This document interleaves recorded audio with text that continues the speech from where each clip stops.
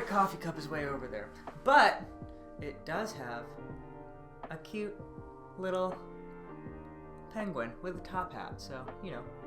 Hey everybody, I am doing something that I think everyone would say is a bad idea, and that is I'm doing a tag without having looked at the questions at all or thought about them. My friend Chris over at Chris Bookish Cauldron, who you should definitely go follow and watch his videos, he tagged me in the DNF Tag. I watched his video, obviously. It was while I was washing dishes, so I was only like, 70% focused on the video. I think it's a shorter tag, and I think all the questions were such that I could answer. But if I say a lot of ums, that's why. The original tag, by the way, was by a smaller booktuber by the name of, I want to get this right, Gunpowder Fiction and Plot, which I think is just a very fun name. I'm literally subscribing to them right now as I film. You can tell I am not super prepared for this video, but let's see how this goes. Question 1, in the DNF tag, do you DNF? Yes, but rarely. And generally, if I DNF something, it will be in like a second book in a series, especially if it's a popular series. So a great recommendation, a great example of this for me was recently I tried to pick up the Bulgariad by David Eddings. I read the first book, which is called Pawn of Prophecy. I found it somewhat entertaining in a sort of classical throwback way. But after getting into the second book, which is called Queen of Sorcery? Ooh, something like that. It just didn't really change a whole lot. And while I semi-enjoyed the first one, it just wasn't enough for me to keep going, so I DNF'd that book. So generally when I DNF, that is going to be why. Second question, if you DNF a book, does it count towards books read for the month? I don't really get caught up in stats. I know a lot of people are about like books I read in a year, pages I read in a year. This sounds very... as I was going to say this sounds kind of assholey, but to be honest, I think more about it in like stories that I want to read and get to the end of. So like I'm not even thinking like when I'm thinking through 2021, I'm not necessarily thinking I want to get through this many pages, this many books. I'm thinking like I want to hear the story of Harry Dresden. I've heard a lot about how that gets to the end and gets really good, so I need to get into that. That's kind of how I think about reading, a little differently. So I guess to answer this question particularly, it does kind of, because I do experience that story in some way, but like I'll put it on a wrap-up or I'll talk about it in a video if that's what this is getting at. 3, is there a difference between DNFing and just putting it down for a bit? Well, yeah. For me, DNFing would, when I say DNF, that means I am not planning on coming back to it. Putting it down for a little bit, like even with my favorite series, like Malazan, I did that. After Reaper's Gale, I sort of set that series down for a little bit and said, before I get to the final 3 of these, I need to, have a palate cleanser, step back and do some other stuff. So, yeah, I think they're definitely different for me. 5, I'm at 4, I can count. What popular book have you DNF'd?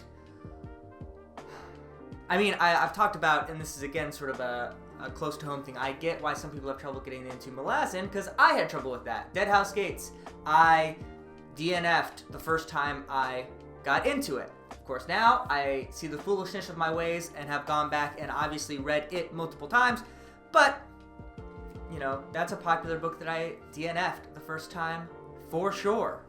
Question 5, what book do you wish you had DNF'd? I could be a little snippy and say Oathbringer, which is the newest Stormlight Archive that I just finished last week, so I could get to Rhythm of War, which is just over there on my desk. But I don't think I'd really mean it. I would just be saying that to anger some people. But check out my rant review, because I am very frustrated in that book, especially because it didn't follow through on like great endings, which Sanderson normally has. A book that I really do wish that I had DNF'd. Oh! I just thought of another great popular series. I don't know if it's popular actually, but another like renowned series that I did DNF, and that is the Gromagast trilogy, which is a sort of classic, way back fantasy, like that encouraged Tolkien to get into fantasy. It was beautifully written, but it was such a highly descriptive work that it just didn't grab me. So I did DNF those as well. I was also traveling when I was reading those in Europe, and so there's a lot of other stuff that was happening. So maybe if I sat down now and just kind of focused on it, it'd be better, but I did DNF that. Probably the Mark Lawrence books, what are they, Broken Earth or Foundation or whatever, the Prince of Thorns ones.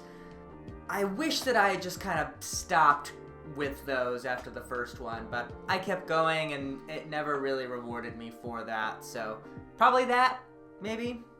Question 8, do you choose more or less risky titles because of your stance on DNF?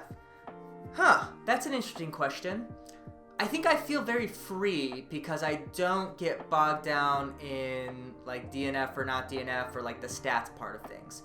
Like if you look at my video for top 25, not top, but 25 series that I want to read, they're really just, it's kind of all over the place between like things that I know people are really popular with, things where like the Moontide Quartet, where I've heard sort of mixed things, but the idea of it is so interesting. Yeah, so I think, since I think of books like in a story-wise sense, I think it gives me a little bit more freedom to just kind of try shit without sort of the baggage of, I don't know, statistics. And I like statistics generally. I'm not like getting down on that as a practice. Just like in my reading, I find that it's not helpful for me. That said, as I say that, I should say like goals help me a lot. Like I don't like saying like I'm gonna read 5 books in December. For me, I do kind of like the idea of like in December, I'm going to try to get through the Black Company, the first 3 Black Companies, which I am. I just got the book in the mail yesterday. So, like, those kind of things appeal to me a lot more than, like, the numeric, like, books to get through. That might be a really subtle difference. But for me, that's kind of where my mind went when I'm answering this question. Hey, that's it. Look at that. I did it. Tag 5 BookTube Buddies. 5 BookTube Buddies. 5 is a lot. I'm going to tag Leslie over at The Nerdy Narrative. And also, I just want to say, if you haven't subscribed to Leslie, go check her out. She has such a fun, unique flavor with her passion on BookTube. I really, really love watching her videos, even though I should say we almost disagree on everything in reading, but she's still so great that check her out. And she's also really close to 1K, so get her those subscriptions to get her up to 1K. So tagging Leslie, Mare over at Meredith Reads. I don't actually know her that well. Like, I don't think we're BookTube friends, but like she's on the Shelf Space Discord. We've, conversed a couple times in group talks, and her channel is much different than normally things that I do. A little bit more popular fiction as well as fantasy fiction, a couple other things thrown in there. So I'll tag her. Anyway, thank you guys for watching. This is the DNF Tag. First in, last out.